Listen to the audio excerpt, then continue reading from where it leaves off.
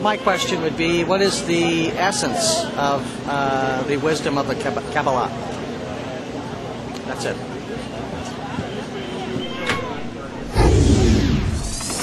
What is the essence of Kabbalah? Well, there has been a lot of confusion, legend, myth, misinterpretation surrounding the true nature of Kabbalah because it's been shrouded in mystery for thousands of years. And it's called the hidden science for three reasons.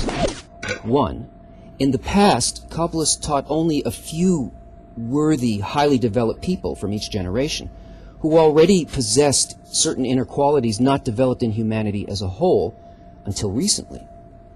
And these inner qualities allowed them to understand and use it correctly. So in the first place, it was purposely hidden by the Kabbalists themselves. Two, all Kabbalistic books are written in a way that uses words that seem to talk about people and things. But in fact, not a single word in any Kabbalistic book is talking about the physical world. And if you don't learn how to read these books from a Kabbalist in the authentic teaching lineage, you simply can't understand them. It doesn't matter how bright you are, all you're going to end up with is a product of your imagination and nothing else. And three, Kabbalah reveals the purpose and the nature of this system that we call life. And unless a person has a powerfully real and serious need to ask this very question, they can't hear the answer, not even if it's shouted at them. But today, many people all over the world are seeking out Kabbalah. So let's clear up the misunderstandings. First, let's look at what Kabbalah is not. It is not and has nothing to do with religion, magic, mysticism, witchcraft, divination, cults, healing, meditation, self-help, philosophy, theory, parapsychology, ESP, telepathy, clairvoyance, New Age, psychokinesis, superstition, dream interpretation, phrenology, tarot cards, mantra, yoga, red strings, holy water, blessings, Judaism, Islam, Christianity, Buddhism, Hinduism, Sufism, Anyism, past life regressions, holistic medicine, numerology, faith healing, aromatherapy, secret societies, Reiki hypnosis, channeling, transmutation, phrenology, astrology, astral travel, or projection, lucid dreaming, spiritualism, communicating with the dead, out-of-body experiences, magnetism, voodoo, Freemasonry, philosophy, reflexology, UFO, creationism, fanaticism, or any other belief. Although many of the above mentioned have borrowed and misinterpreted the principles of Kabbalah over the years. So now, what is it really?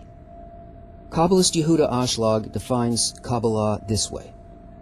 The wisdom is no more and no less than a sequence of roots which hang down by way of cause and effect in fixed, determined rules, weaving into a single exalted goal described as the revelation of his godliness to his creatures in this world.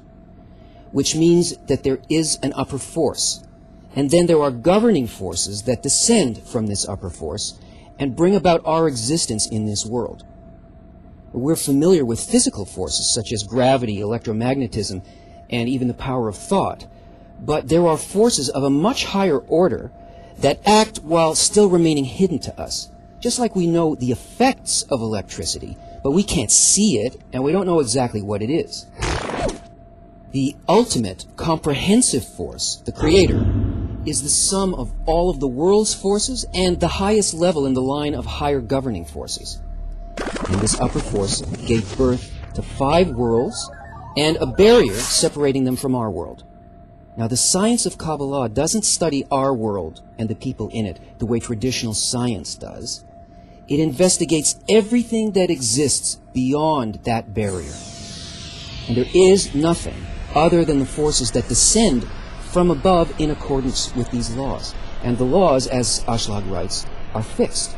They are absolute, and they are everywhere. And ultimately, they are all directed so that we can reveal the governing force of nature while we still exist in this world.